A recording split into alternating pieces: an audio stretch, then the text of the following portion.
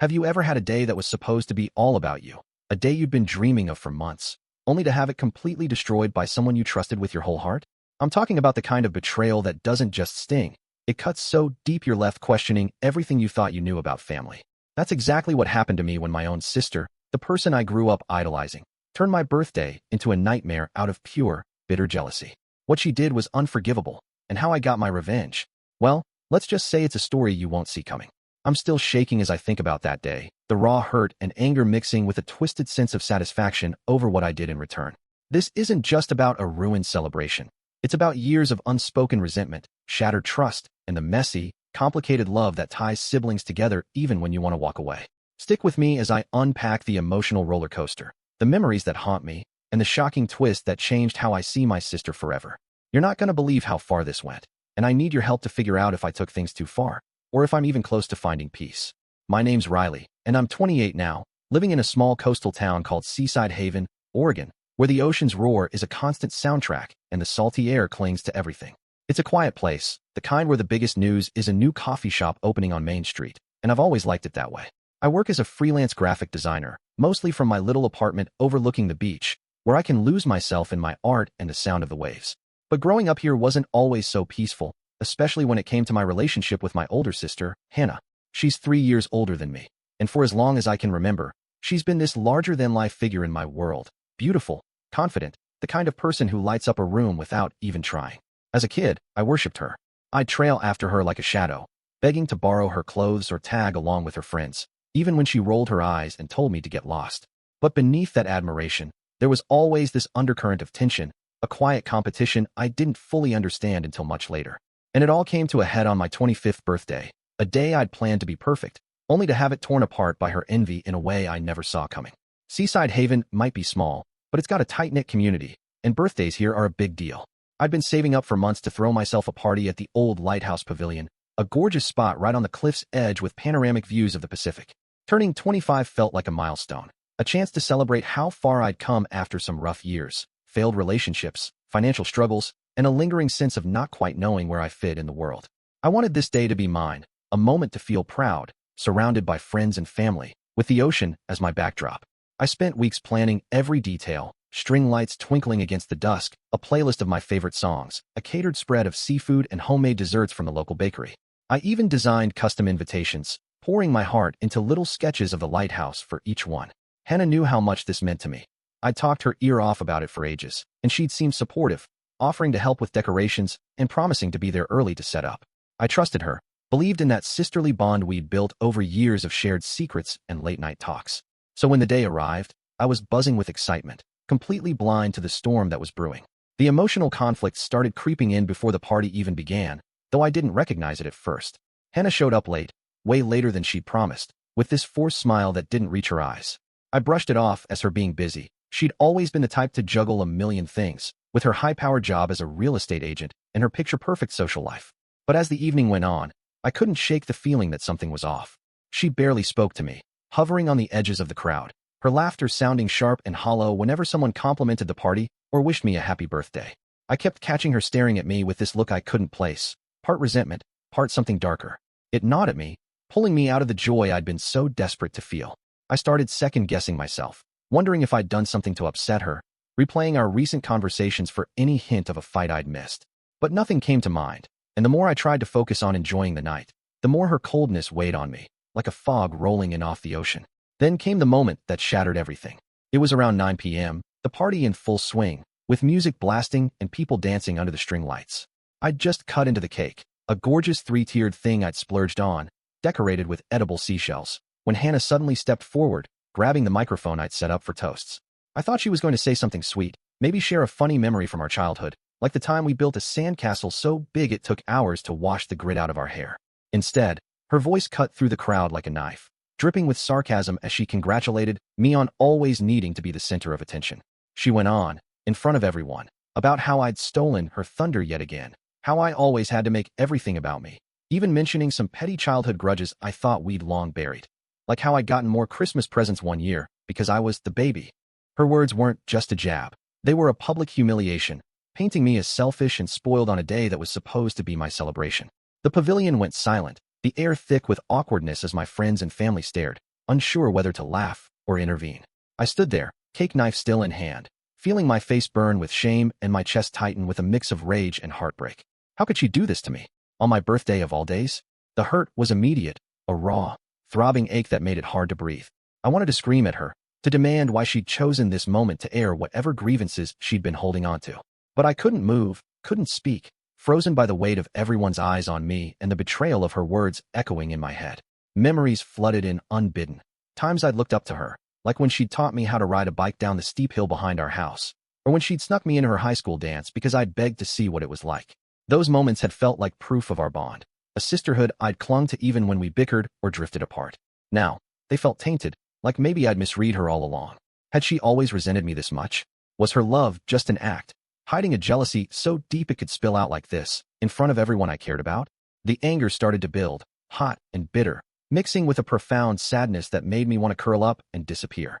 I'd trusted her to be my biggest cheerleader, and instead, she'd turned my special day into a stage for her spite.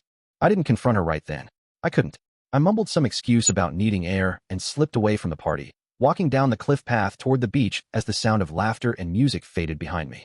The ocean was dark and restless that night, waves crashing against the rocks with a violence that matched the storm inside me. I sat on a piece of driftwood, the cold seeping through my jacket, and let myself cry, ugly, heaving sobs that I hadn't let out in years. I kept asking myself why. Why did she hate me enough to do this? What had I done to deserve being humiliated on a day I'd poured so much of myself into? I thought about our childhood, growing up in a cramped house just a block from the shore, where money was always tight after Dad left and Mom worked double shifts at the diner. Hannah had always been the golden child, better grades, more friends, the one Mom bragged about to anyone who'd listen. I'd struggled to keep up, often feeling like the awkward, artsy kid who didn't quite fit. Had she seen my birthday party as another way I was trying to outshine her, even though that was never my intention? Or was this about something deeper, something I'd missed in all the years we'd shared? The days after the party were a blur of conflicting emotions. I avoided Hannah completely, ignoring her calls and texts, which started off apologetic but quickly turned defensive, as if I was overreacting. That only fueled my anger more. How dare she act like I was the problem after what she'd done? I spent hours alone in my apartment, sketching furiously in my notebook, trying to channel the hurt into something tangible, but every line felt jagged, every drawing a mess of dark, angry strokes. I couldn't focus on work, couldn't sleep, haunted by the memory of her voice over that microphone and the pitying looks from my friends. Part of me wanted to lash out, to call her out publicly the way she had me, to make her feel even a fraction of the humiliation I'd endured. Another part of me ached for the sister I thought I knew, the one who'd once braided my hair before school and shared her secret crushes with me under the covers at night. I was torn between rage and longing, between wanting to hurt her back and wanting to understand why she'd hurt me in the first place. It was a suffocating push and pull, and I didn't know how to break free from it. That's when the idea of revenge started to take shape, almost without me realizing it at first. It wasn't a grand, calculated plan.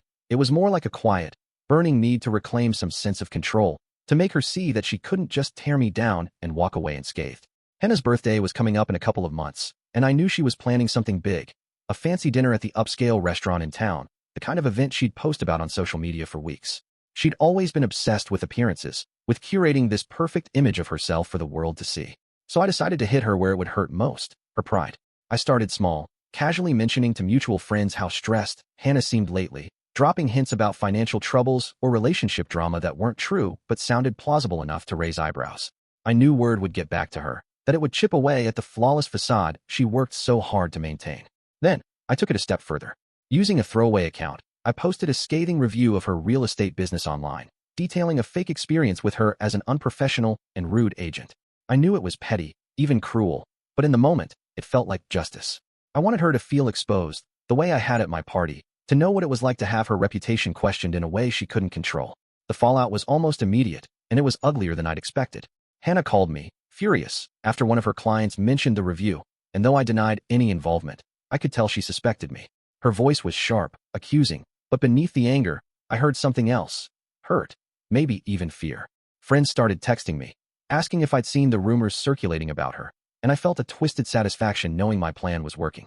But that satisfaction was short-lived, quickly replaced by a gnawing guilt that I couldn't shake.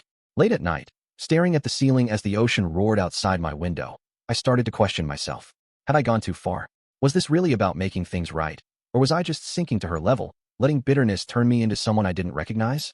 I kept picturing her face from years ago, the The way she'd smiled when I showed her my first real art piece, a clumsy painting of the lighthouse, and told me I had talent.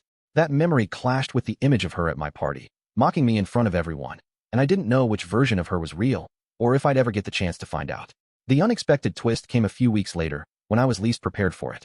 I was walking along the beach at dusk, trying to clear my head after another sleepless night, when I saw Hannah sitting on a bench near the pier, staring out at the water.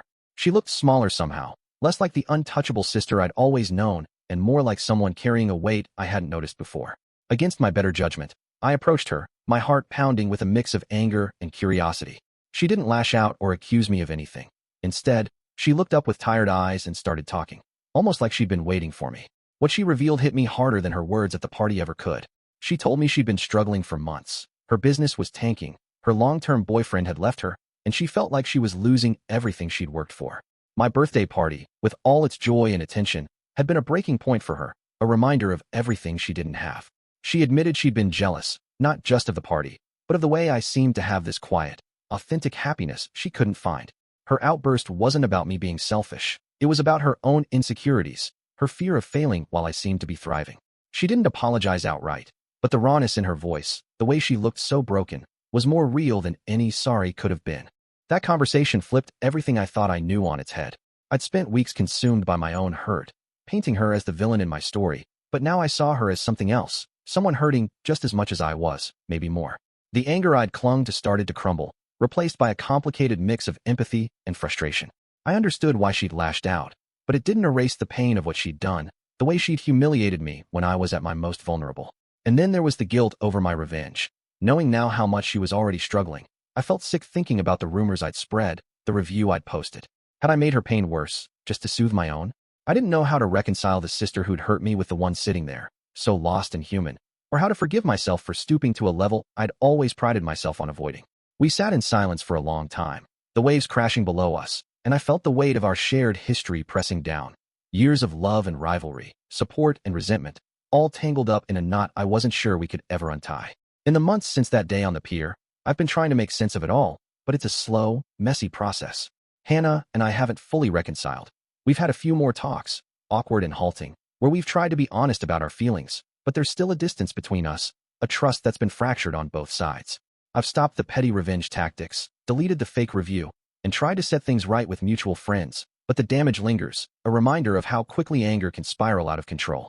I've spent a lot of time reflecting on our past, on the little moments that shaped us, like the summer we spent building a treehouse in the woods behind our old place, or the way she'd defend me when bullies picked on me in middle school. Those memories are bittersweet now, colored by the knowledge of how much we've hurt each other, but they also give me a flicker of hope that maybe there's something worth salvaging.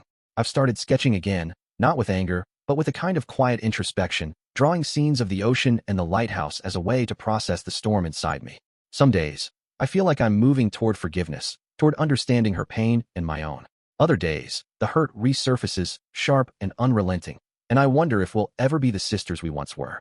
I'm still grappling with so many questions as I sit here now, watching the tide roll in from my apartment window, the gray Oregon sky stretching endlessly above. How do you rebuild a relationship after so much hurt on both sides? Can I truly forgive Hannah for what she did at my party, knowing now the pain she was hiding, or will that betrayal always linger in the back of my mind? And what about my own actions? How do I forgive myself for letting revenge take over, for adding to her struggles when she was already down?